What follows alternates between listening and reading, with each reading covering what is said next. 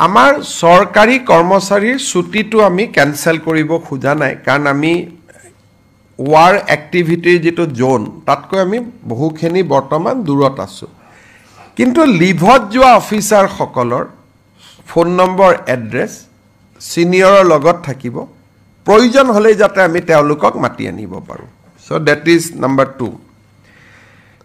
আৰু আমি এটা ডিস্ট্ৰিক্ট কন্ট্ৰোল ৰুম কৰিম যে আৰ্মিৰ ফ্যামিলি কিবা প্ৰয়োজন হলে যাতে আমি সহায় কৰিব পাৰো সাপোৰ্ট গ্ৰুপ এটা আমি কৰিব খুজিছো আৰু মই আজি ৰাতিপুৱা আমাৰ পাৰ্টিৰ অফিচত গৈছিলো তাতো মই কৈ আহিছো যে মোৰ সমষ্টিত যদি 10 গৰাকী সেনা বাহিনীৰ জোৱান আছে আমি এটা আইডেন্টিফাই কৰিলাম আৰু যুদ্ধ নোহালৈকে সেই 10টা ফ্যামিলিৰ যি অসুবিধা হক হেতু অসম চৰকাৰে চাব so those family will be taken care by Assam government কাৰোবাক স্কুলত এডমিশন লাগে কাৰোবাক গ্যাসৰ সিলিন্ডাৰ লাগে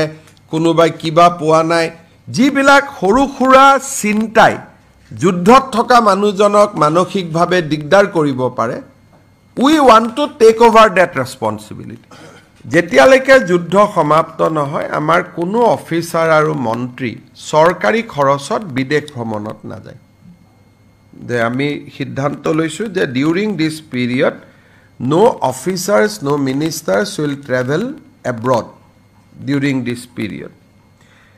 যুদ্ধ চলি থকা সময়লৈকে ৰাজ্য চৰকাৰে পুলিচক বাদ দি আৰক্ষীৰ বাবে প্ৰয়োজন হলে বেলেগ কথা আৰক্ষী বা সেনা বাহিনীৰ কামকাজক বাদ দি আন গাড়ী মটৰ এইকেটা দিন আমি কোনেও নিকিনো এইকেটা দিন আমাৰ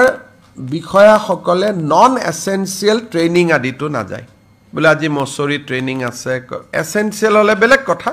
নন এসেনশিয়াল ট্ৰেইনিং আদিটো আমি না যাও